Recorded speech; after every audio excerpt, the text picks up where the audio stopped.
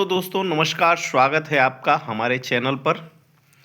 दोस्तों आज हम यूपी होमगार्ड के लिए पुनः 20 प्रश्न लेकर के आए हैं जो काफ़ी इम्पोर्टेंट प्रश्न है और आपको एग्जामिनेशन हॉल में पेपर में देखने को मिल जाएगा। चलिए दोस्तों शुरू करते हैं अपने पहले क्वेश्चन से। काकोरी कांड, काकोरी कांड किस वर्ष हुआ था? काफ़ी फेमस क्वेश्चन है और उतना ही फेमस यह कांड भी है।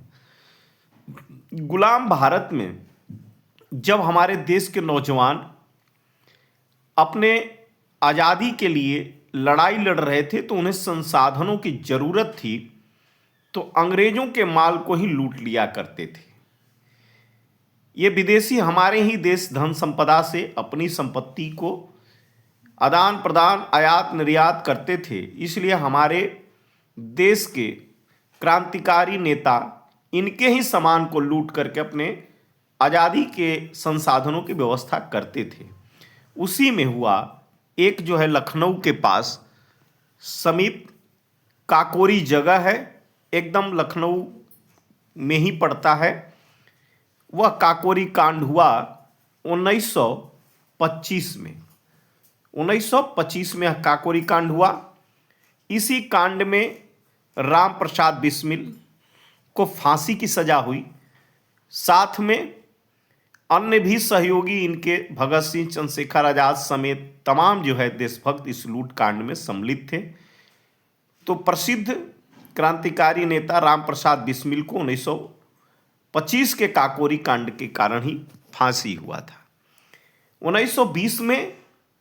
1920 में असहयोग आंदोलन हुआ। 1920 में गांधी जी के द्वारा असहयोग आंदोलन हुआ था।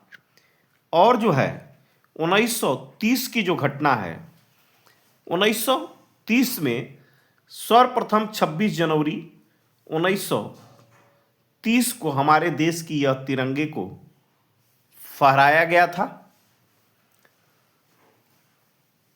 क्योंकि सबसे पहले स्वतंत्रता दिवस की घोषणा इसी 26 जनवरी 1930 से शुरू हुई थी।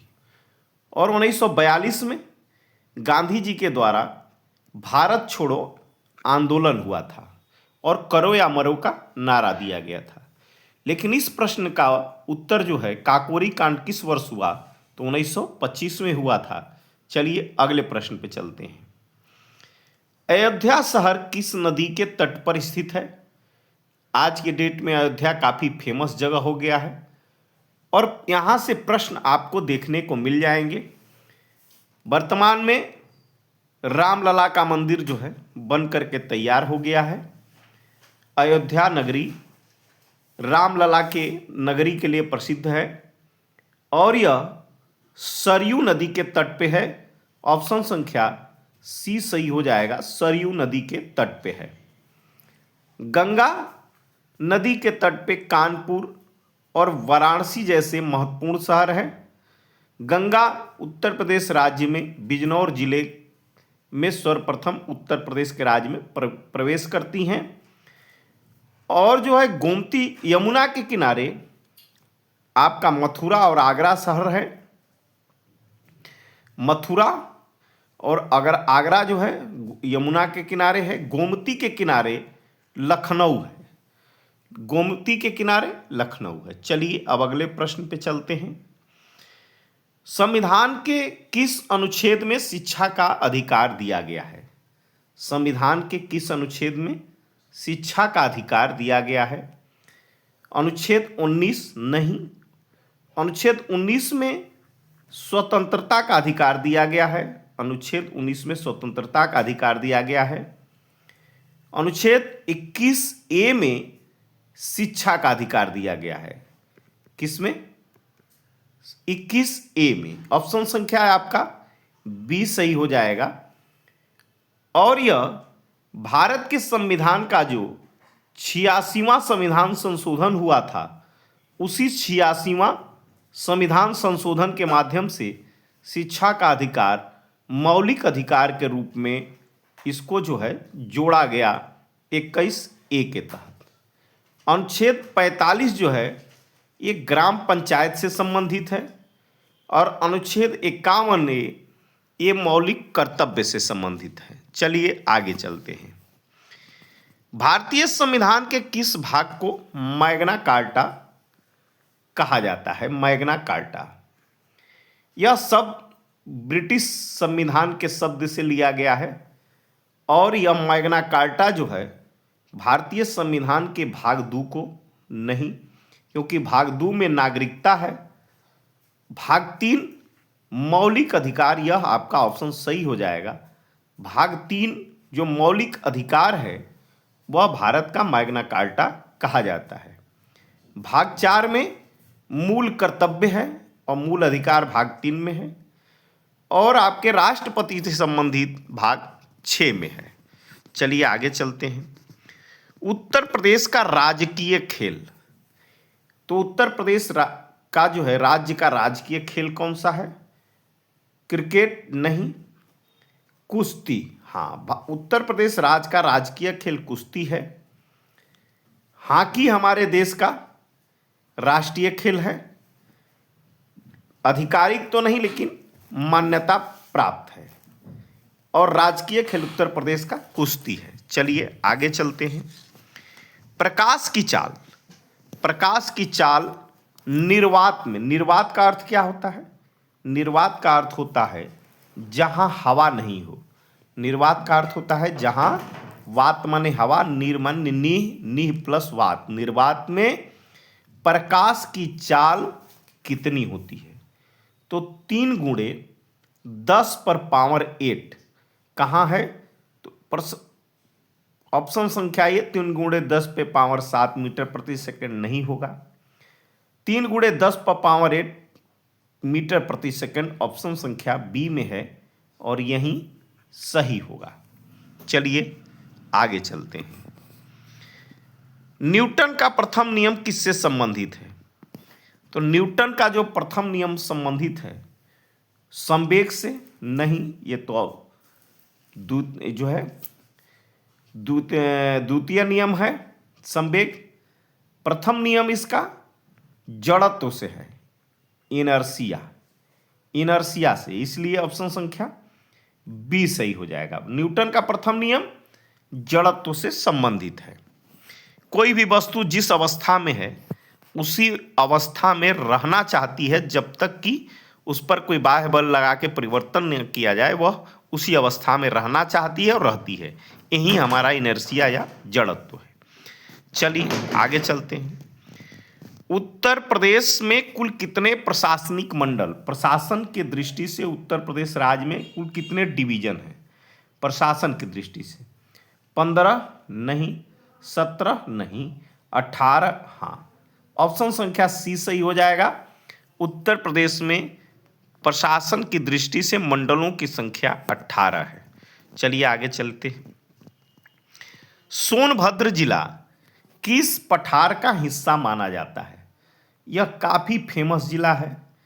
यहाँ बहुत किस्म की धातु मिलती है और यह जिला कई राज्यों को जोड़ता है। यह जो है किस पठार का हिस्सा माना जाता है? तो बुंदेलखंड नहीं, बघेलखंड नहीं, छोटा नागपुर पठार यस, ये ऑप्शन संख्या सी सही हो जाएगा। छोटा नागपुर का पठार का हिस्सा जो है सोनभद्र जिला माना जाता है। चलिए आगे चलते हैं।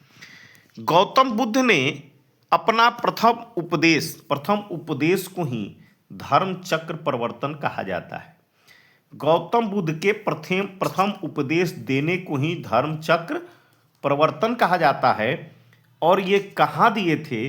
बोधगया में नहीं, क्योंकि यहाँ तो इनको ज्ञान प्राप्त हुआ था। सारनाथ, हाँ, ये वाराणसी में है। ऑप्शन संख्या 20 सही हो जाएगा। ये सारनाथ में इन्होंने प्रथम उपदेश दिया था। चलिए आगे चलते हैं अगले प्रश्न पर। लुम्बिनी में इनका जन्म हुआ था। पूछ रहा है अगला प्रश्न कि विश्व की सबसे लंबी नदी कौन सी है? तो विश्व की सबसे लंबी नदी कौन सी है? लंबी नदी विश्व की, वर्ल्ड की, अमेजन नहीं। तो अमेजन क्या है? तो ये वर्ल्ड विश्व की सबसे जो है चौड़ी कहिए या बड़ी नदी कहिए, चौड़ी कहिए या बड़ी नदी। विश्व की सबसे चौड़ी या बड़ी नदी कौन सी है? अमेजन है। सबसे लंबी नदी पूछा गया है, गंगा नहीं, ये तो भारत की सबसे लंबी नदी है। भारत की सबसे लंबी नदी जो है, भारत की सबसे लंबी नदी जो है वो गंगा है। नील नदी, हाँ ये सही है, विश्व की सबसे लंबी नदी नील नदी है। ठीक है, चलिए आगे चलते हैं। लॉन्ग वॉक टू फ्रीडम क्या नाम है पुस्तक का? ये आत्मकथा है। लॉन्ग वॉक टू फ्रीडम ये पुस्तक क्या है? एक आत्मकथा है। और इसको किसने लिखा है? महात्मा गांधी? नहीं।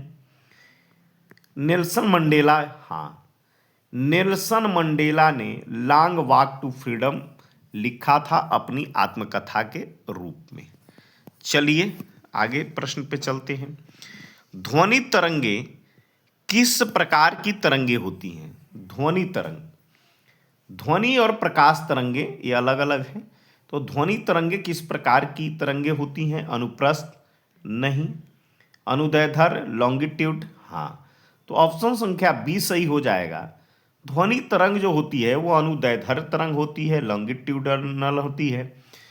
और प्रकाश की बात किया जाए कि प्रकाश तरंग, प्रकाश जो है किस प्रकार की तरंग होती है? तो यह अनुप्रस्थ होती है। ट्रांसवर्जर जो होता है वह अनुप्रस्थ, प्रकाश तरंग जो होती है वह अनुप्रस्थ होती है, और ध्वनि तरंग लॉन्गिट्यूडनल यानी कि अनुदैर्ध्य तरंग होती है। चलिए आगे चलते हैं। उत्तर प्रदेश का राजकीय फूल क्या है? उत्तर प्रदेश का जो राजकीय फूल है वह पलाश है, टेसू है। ऑप्शन संख्या बी सही हो जाएगा। कमल जो है भारत का राष्ट्रीय पुष्प है। भारत का राष्ट्रीय पुष्प अपने देश का क्या है? कमल है। और उत्तर प्रदेश का राजकीय फूल पलाश, टेसू है। राजकीय खेल कुश्ती है। राजकीय पशु बारहसिंघा है। राजकीय पक्षी सारस है। चलिए आगे चलते हैं। गंगा नदी उत्तर प्रदेश के किस जिले में प्रवेश करती हैं? सहारनपुर? नहीं। बिजनौर? हाँ, बिजनौर से उत्तर प्रदेश में प्रवेश करती हैं। चलिए, विद्युत धारा की इकाई पूछा है। अगला प्रश्न हमसे पूछा है कि विद्युत धारा, इलेक्ट्रिक करंट की इकाई क्या है? वोल्ट? नहीं। एम्पियर? विद्युत धारा की क्या होती है इकाई? एम्पियर होती है। ऑप्शन संख्या बी सही हो जाएगा। चलिए आगे चलते हैं। द्वितीय पंचवर्षीय योजना किस मॉडल पर आधारित थी? द्वितीय पंचवर्षीय योजना किस मॉडल पर? सभी योजनाओं का मॉडल था। ये द्वितीय काफ़ी फेमस है। तो ये जो है ये खूब प्रश्न पूछता है। Herald Domar model? नहीं, ये तो प्रथम का था। महालनोबिस मॉडल? हाँ, यही ऑप्शन संख्या बी जो है आपका सही हो जाएगा। द्वितीय पंचवर्षीय योजना महालनोबिस मॉडल पर आधारित थी। ठीक है, चलिए आगे चलते हैं। उत्तर प्रदेश का सबसे कम आबादी वाला जिला? महोबा। पहला ही ऑप्शन सही है। महोबा जो है उत्तर प्रदेश का सबसे कम आबादी वाला जिला है। लेकिन महोबा ना रहे तो एकदम नज़दीकी मैटर श्रावस्ती का भी है, तो आप श्रावस्ती बनाएंगे। लेकिन इस प्रश्न में महोबा दिया हुआ है, तो उत्तर प्रदेश का सबसे कम आबादी वाला जिला महोबा है। ठीक है, आपको विकल्प में हमने दे दिया है। महोबा के विकल्प पर श्रावस्ती भी महत्वपूर्ण है। और एक और सूचना है कि आगामी जो यूपी होमगार्ड की लिखित परीक्षा 2026 वाली होने वाली है वह 25, 26, 27 अप्रैल 2026 में होगी। तिथियों को ध्यान रखते हुए आप तैयारी करें। हर रोज 20 प्रश्न आपको दिया जाता है, काफ़ी इंपॉर्टेंट। तो चैनल को सब्सक्राइब कर बेल आइकन को दबा दें, साथ में लाइक करते चलें ताकि आपको लेटेस्ट नोटिफिकेशन मिलता रहे और आप एक अच्छी मजबूत तैयारी करें। Thanks for watching my video दोस्तों।